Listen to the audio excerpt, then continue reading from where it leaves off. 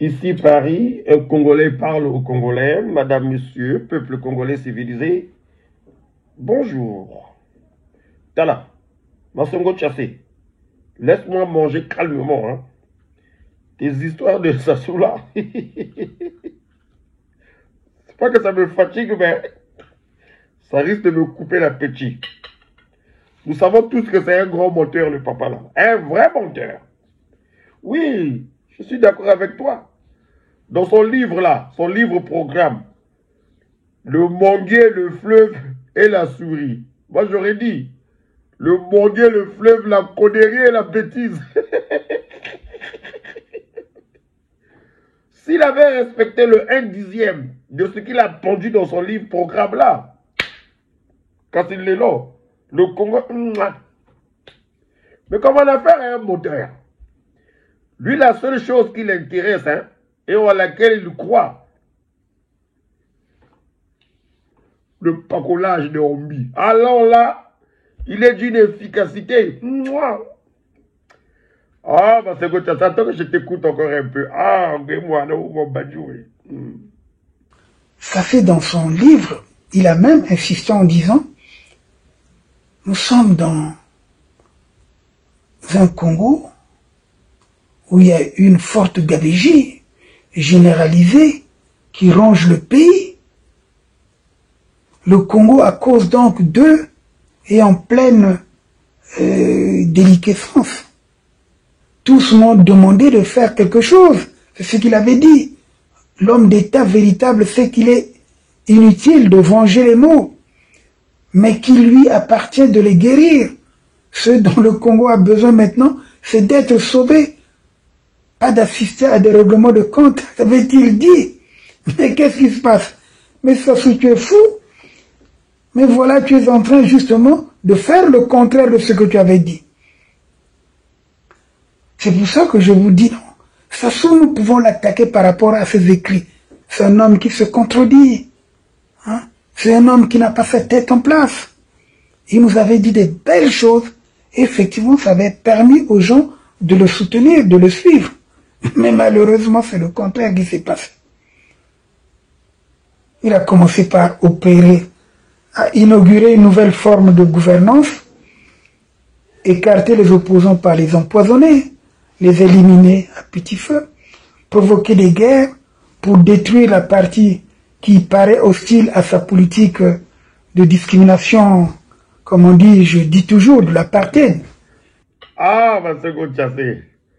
Non, j'avoue que tu es trop fort. Même à l'hôpital, tu fracasses l'individu. En tout cas, nous n'allons pas nous arrêter là. Nous allons continuer à faire nos causeries.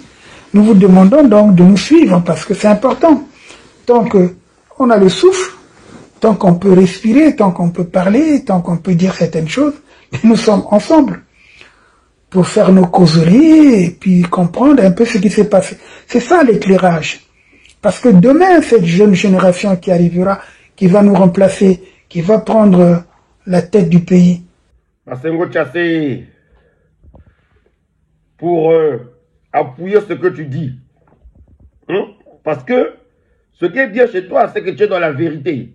Tu relates les faits tels que tu les as connus, tels que tu les as vécus, tels que tu les as côtoyés, tels que voilà quoi, parce que tu étais dans le milieu à un moment donné, il faut dire les choses. Même tous, nous avons été dans le milieu. Moi, aujourd'hui, je peux le dire, j'ai pas honte à le dire que je suis ce journaliste-là qui, en janvier 1997, a fait le spot qui annonçait le retour de Sassou Nguesso au Congo. C'est moi qui ai fait ce spot-là. C'est moi, je le dis. Il n'y a pas de honte. Oui. Tous les autres journalistes, là, les journalistes Mboshi ou je ne sais pas quoi, au propre PCT, ils avaient taillé, ils avaient peur de faire le spot. Mais moi, en tant que journaliste indépendant, hein, ah oui, moi, je respecte le métier. Je dis, mais attendez, mais dès l'instant où le pouvoir de Pascal Lissouba a autorisé que le bandit là rentre au pays, mais il n'y a pas de raison qu'on ne donne pas l'information au peuple. J'ai fait ce spot-là, c'est moi qui ai fait ce spot. Mais j'ai même eu des soucis avec le ministre de l'Intérieur là qui vient de mourir, là, comment tu l'appelles? Mary Martin. J'ai eu des soucis avec lui. Demandez à le rédacteur en chef à l'époque, c'était qui? Un certain Nicolas Niati. Il m'avait même retiré de l'antenne. À l'époque, je faisais le journal de 22h30, le dernier journal de 22h45 à l'époque. On m'avait retiré de l'antenne à cause de ce spot. Mais alors? Mais c'était pas pour autant que j'étais allé remettre un mouton au directeur ou au rédacteur en chef. On peut savoir à quoi je fais allusion. Bon, donc, écoutons ce que disait même Okobi Salissa au sujet de Sassou qui se prenait pour meilleur que Lissouba. Écoutons.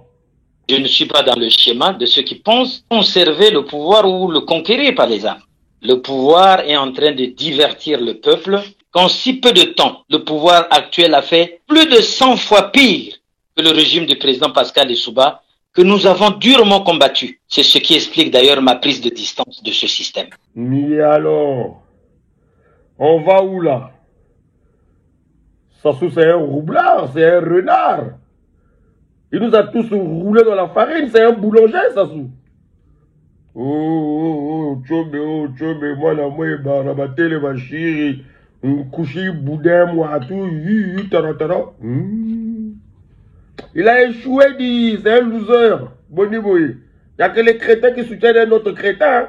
Bah, le va le battre, c'est le but de Memingabo. Ngoloku maquillage, là, vous ne pas camarade. Tchari, au lieu de développer le pays. Vous trouvez ça normal, un président qui porte des crocos alors qu'il se dit écologiste? Voilà. Laissez-moi manger mon poisson salé.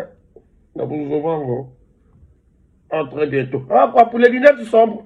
Le peuple congolais civilisé, vous n'avez pas compris que j'ai toujours honte de vous regarder dans les yeux.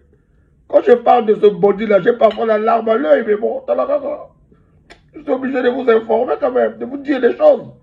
En 2026, ça prend le même, si on peut le faire avant, tant mieux. Le pays n'a plus besoin de ce genre d'énergumène.